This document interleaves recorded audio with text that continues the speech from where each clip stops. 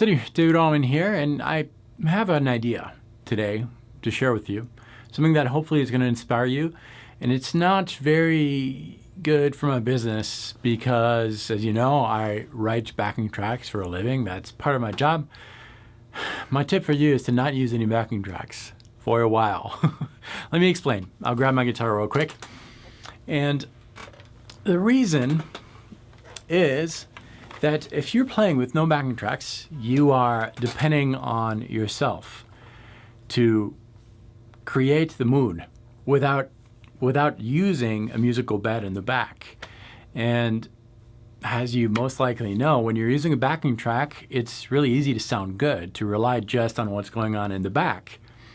You probably rely on minor pentatonic scales a lot, like a lot of us do.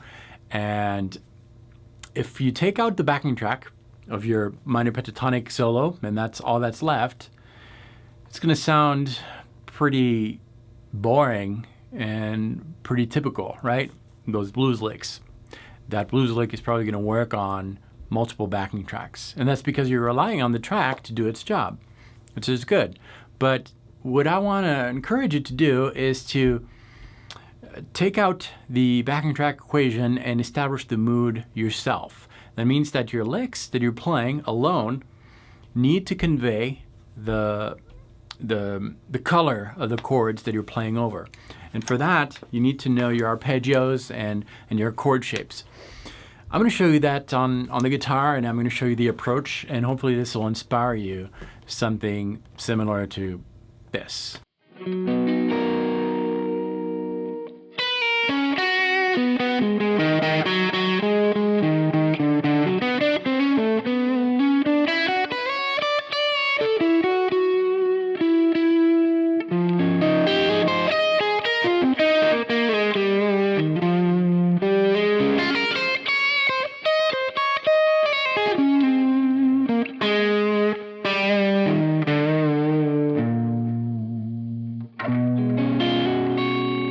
The reason that this improv sounded different than maybe just random blues licks is that I was really suggesting chord shapes.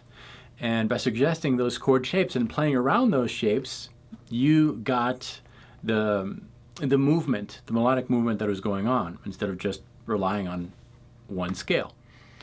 And I was using the caged system. So there's a lesson on my channel somewhere on the caged system. There's a bunch online too, but just a quick reminder, the caged system, if you spell out caged, it spells C-A-G-E-D, 5 letters, and those 5 letters correspond to the open chords that you probably started with when you started guitar. The open C chord, the open A, G, E, and D. And each of these 5 chords have characteristics. For instance, the C chord, the open C chord, has its root on the 5th string and happens on the left side of that string from the player's perspective. And that's what we're looking at. So basically, there are other chord types that fit that characteristic of that C, that open C. Other chord types that have their root on the 5th string and happen on the left side of that root. That's what we're looking at. And we can associate to these 5 chord shapes, C, A, G, E, D, arpeggios and scales and licks, and that's what I was doing. So when I was playing, I didn't really have a chord progression in mind, but I was visualizing in advance some of the shapes that I rely on, some of the caged system shapes, and I was playing around them. So for example, if I take that C shape and I use it for an E minor chord, so by respecting the open C characteristic, I have my root on the 5th string, 7th fret for E, and some minor chord. So I'd have a shape similar to that, and you can see that the root is on the 5th string, happens on the left side. And I was just playing around that.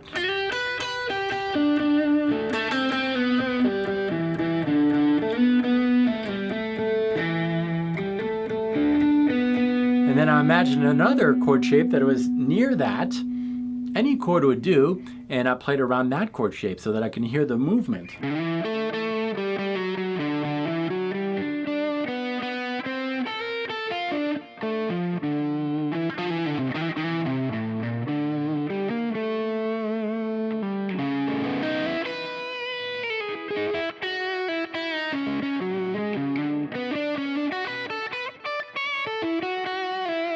And that's what created the atmosphere and the change of mood because of the chords that I was using. Again, this was not prepared. This is not the kind of thing you want to prepare in advance as far as the chord shapes.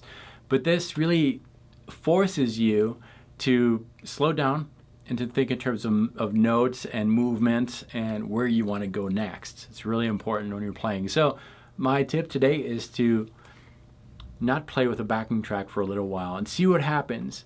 Because then once you move to a backing track and you're getting used to those caged positions and playing without a backing track, once you're used to really hitting the notes that are going to make the most impact on the listener, when you're playing over a backing track, it's going to sound a lot more coherent and more melodic. So that's what I have for you today. I'm gonna leave you guys with a solo that I recorded for this week's lesson on Guitar and Fusion. And if you're not a member, check it out. There's longer lessons, and I'm starting now a new course. So far there's about 30 hours, I think, of content of actual lessons, and you get access to all these theory lessons. And now we're starting into application. Anyways, here's a solo. Thanks for watching this. I'll see you next time. Salut.